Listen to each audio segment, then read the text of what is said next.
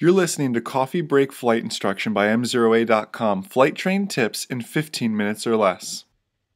Hey everyone, Jason Shepard here of MzeroA.com alongside my good friend, colleague, CFII extraordinaire, Mr. Larry Diamond up there in snowy, frigid Canton, Michigan, while I'm here in, well, it's rainy today, but it's like 70 degrees, so I'm not going to complain too terribly much. I do have a jacket on though, okay, 70.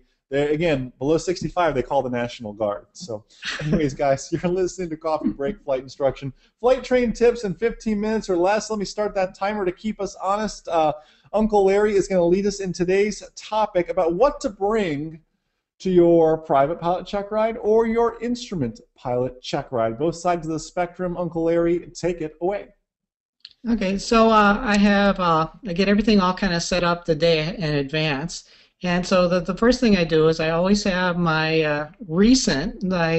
up-to-date FAR aim, and so I actually brought an example of it. And I think I have probably every little stock and post-it notes. So what I do is I tab that little for everything that they can ever ask me to know where to find it, because there's no way you can memorize this whole FAR aim unless you get Jason's book, which is a lot better. Actually, I tab that one also because my memory's kind of going a little bit.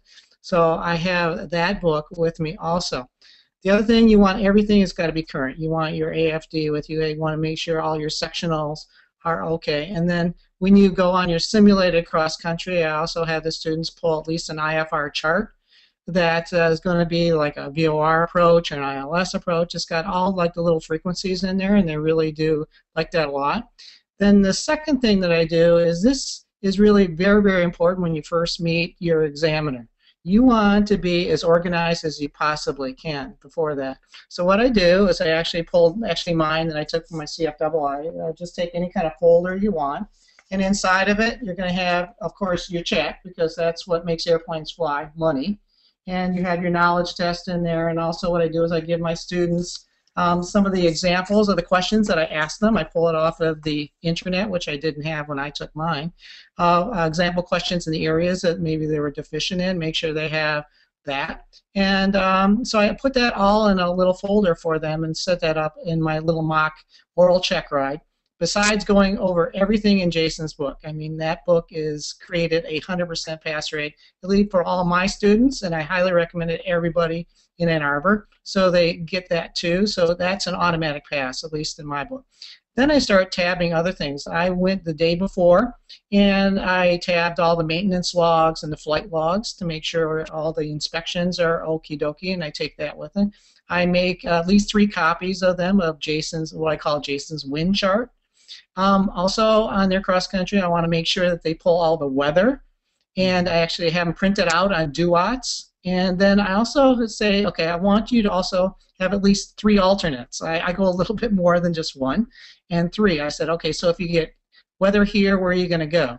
And then I want the weather at those alternate airports too, because that's part of my craft. That's the thing I do, not just for IFR students. I do that for my VFR students too. And then actually, if after that, then the books that I really tell them to bring is I want them to bring an owner's manual of at least the airplane they're going to be flying. This is a Cessna 1982-152. And then the other thing I do, this is what I actually took on my commercial check ride, is I made my own actually kind of like book, my checklist. And so you can see in red, these are all my emergency procedures. Red is bad. And so then I do is I found a picture of the airplane I was flying. This is an Arrow, Piper Arrow. It's got a constant speed prop. Landing gear goes up and down. What I said, I made in my little bad writing, I point to where all of the antennas are. The DME, the localizer, the VOR, that looks like a V, all the comm things. And they were just like so impressed. I saw their mouth actually went down to the floor. Because I'd rather be too over-organized than anything. And then, okay, this is obsessive-compulsive Uncle Larry talking here. And what I did is I collect stuff. I'm a collector. I'm not a hoarder. I'm a collector. Whoops, that's okay. But this is my book that I took for my CFI. It's got every single article, every single sign-off that I had. You see there's my little tabs and everything else. So the last thing that I do is I actually give my students a PAVE checklist. because actually on it's going to have minimums for them to take. There's nothing that an examiner loves more than that, because they want to make sure that, number one, that you're going to pass. They're going to do everything they possibly can to pass. Yes. And that's the one thing that gets over the anxiousness of everybody going for a check ride, be it IFR, CFI, commercial, whatever it is. They are there to pass you. Mm-hmm. And so the more organized you are, then the better it's going to be. So they have the paved checklist. And so I give that to them. They can fill it out on their own with their own minimums. We kind of go over that. And then last but not least, besides doing all the good things of getting your 8 hours sleep and getting a little exercise before you go, I want them to dress in business casual. Yes. Of course, I wear a bow tie for everything. It doesn't matter what check ride I'm going with. I'm always doing it. But you don't want to kind of go in, excuse the term, shorts and flip-flops and a T-shirt, because first impressions are really, really important, especially for check rides. You worked hard. You spent a lot of money. You really are there to pass, and you want to look professional. You really always want to do that.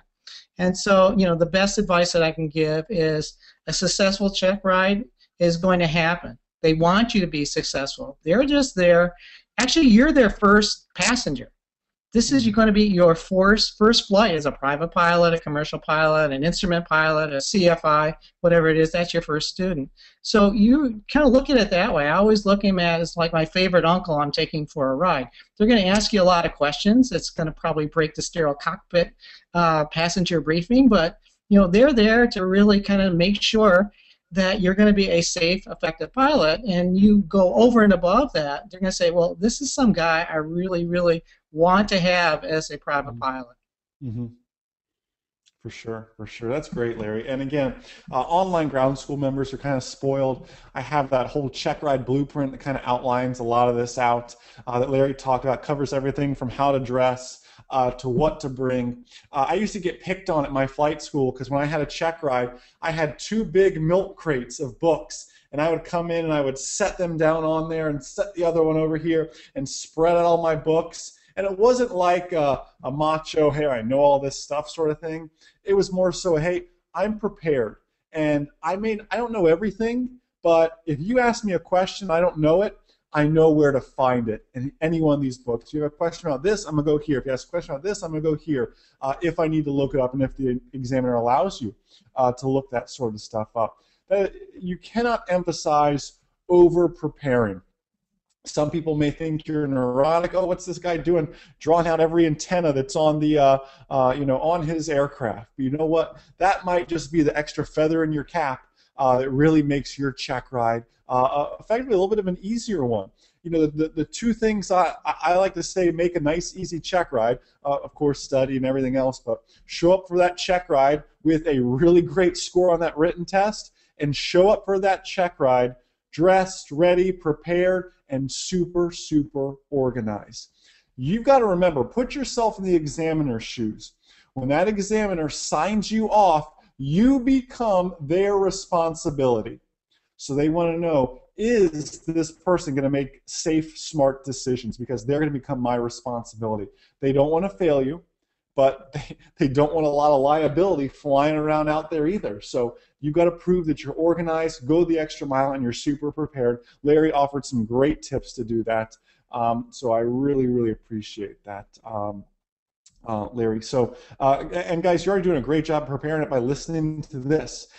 We have a ton of other episodes out there of Coffee Break Flight Instructions. Subscribe on iTunes, leave us a review. We'd love to hear your comments. So, guys, on behalf of myself, the magnificent double I extraordinaire, Mr. Uncle Larry, the entire MzeroA.com team, thank you so much for all you guys do. Enjoy the rest of your day, and most importantly, remember that a good pilot is always learning. Have a great day, guys. See ya.